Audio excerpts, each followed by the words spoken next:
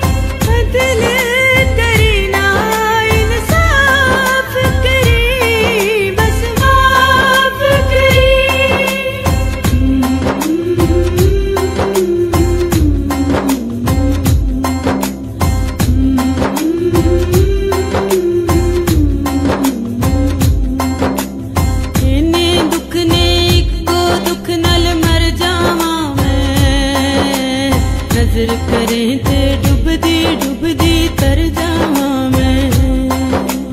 तेरा कोई राह नजर ना आवे मैनू, तेरे बाजू मौला कौन बचावे मैनू।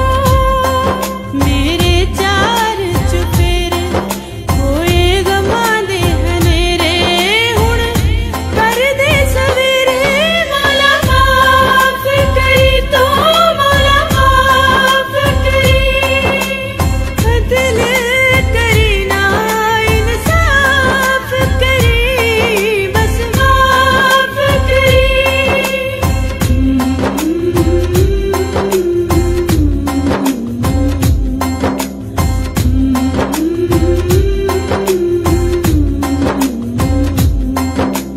माफ करी